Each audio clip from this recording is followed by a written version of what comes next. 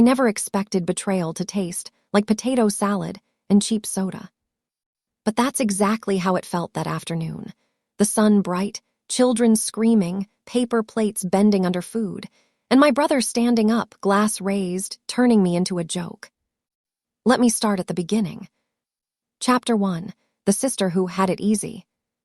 My name is Emily Carter, and for most of my life, I was considered the quiet one in our family. Not weak, not incapable, just invisible. My older brother Jason was the golden child. Loud, charming, always failing upward. He could lose a job and somehow end up with a better one. He could burn bridges and still be welcomed back with open arms. I, on the other hand, learned early that if I wanted anything, I had to earn it twice. So I did. I worked 2 jobs in college. I paid my own tuition. I lived in a studio apartment with peeling paint and a heater that screamed like it was dying every winter. I built my career slowly, carefully, quietly. By 32, I owned a small but successful consulting business. Nothing flashy, but stable, profitable. No one in my family knew how well I was doing. Especially Jason. And I preferred it that way. Chapter 2, The Rent I Never Talked About. Jason had always struggled with money issues. That's what my parents called it.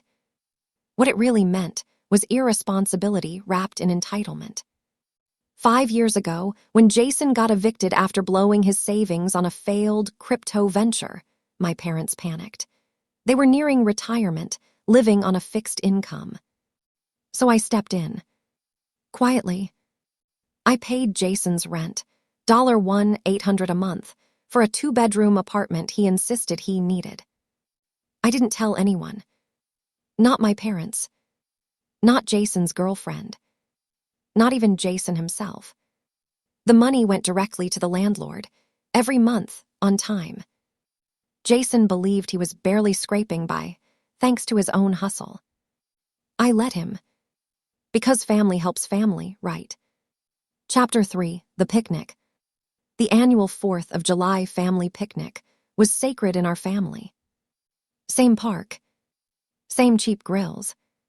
Same folding tables. I almost didn't go that year. Something told me not to. But my mom sounded tired on the phone.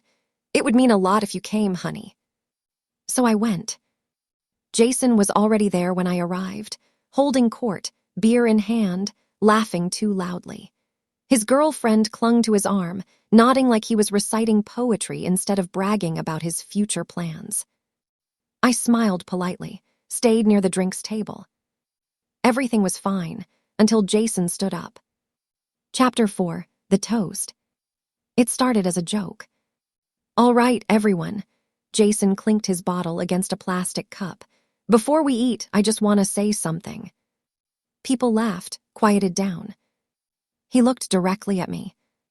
And I want to give a special shout-out to my little sister, Emily.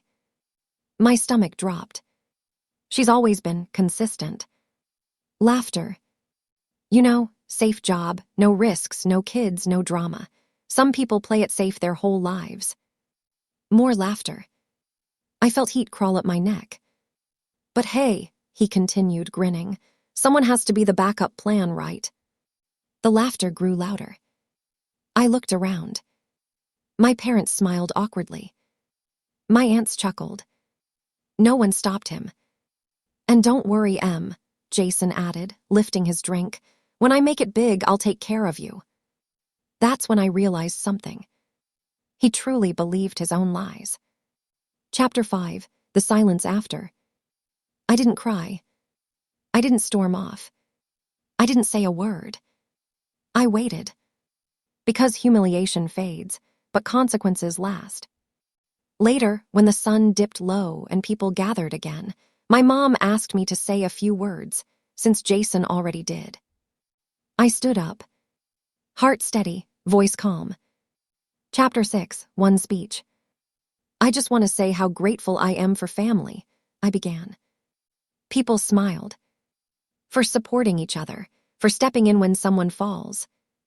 Jason nodded smugly. I believe help should be given freely, but never taken for granted. The smile on his face twitched. I've learned that sometimes, the people who talk the loudest about independence are often standing on someone else's shoulders. Silence. I hope today reminds us all to appreciate the quiet support in our lives. I raised my cup. To gratitude. No one laughed. Jason didn't clap. But I did notice something. He couldn't meet my eyes. Chapter 7, the email. The next morning, I sent one email. Short, professional. Dear Mr. Landlord, please consider this notice that I will no longer be covering the rent for Unit 3B, effective immediately. All future payments will be the responsibility of the tenant. Thank you. Emily Carter. That was it. No explanation. No warning. Just the truth. Chapter 8, the call. 3 days later, my phone rang. Jason. I let it ring. Then again. And again. Finally, I answered. Why is my landlord saying you've been paying my rent? He yelled. I held the phone away from my ear. Because I have, I said calmly. Silence. For 5 years. More silence. You're lying. I'm not.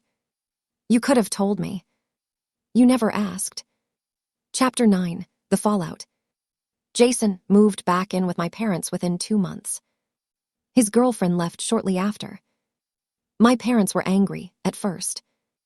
Then they saw the bank statements. 5 years. Over $100,000. They stopped defending him. Jason tried apologizing. It sounded rehearsed. I was just joking. I didn't mean it like that. You know how I am. Yes. I did. That's why I stopped. Chapter 10, peace. I didn't block Jason. I didn't cut him out entirely. I just stopped enabling him. And something surprising happened. I slept better. I laughed more. I stopped shrinking to make others comfortable. Some people call it revenge. I call it self-respect.